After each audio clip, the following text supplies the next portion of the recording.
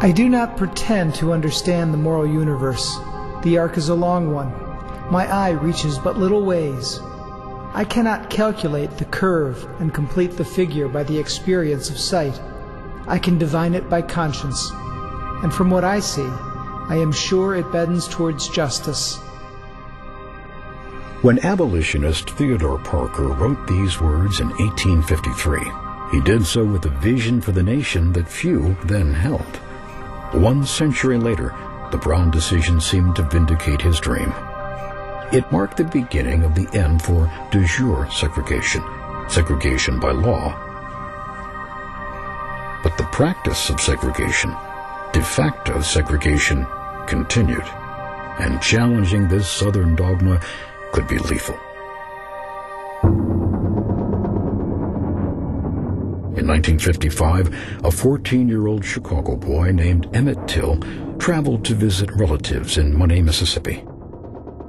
A month later, his body returned home in a pine box.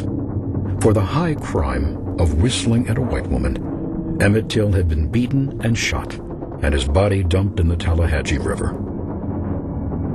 The legal system had been too slow, the arc too long to save Emmit Till and countless other victims of racial violence.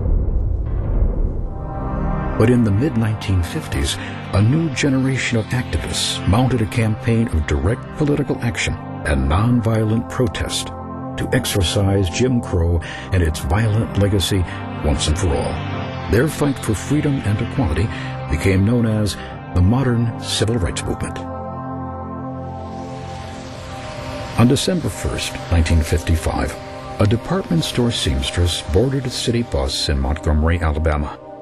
Her name was Rosa Parks. She was a Negro. When the bus driver ordered Ms. Parks to surrender her seat to a white man, she refused and was arrested. The popular legend of the tired seamstress reveals only part of the story. Rosa Parks was a seamstress, and she was tired. Just tired of giving in, she would write years later. She was also an active member of the NAACP. By the time Rosa Parks was arrested, community leaders had a plan in place to boycott Montgomery's segregated bus system. They were just waiting for the right person to be arrested.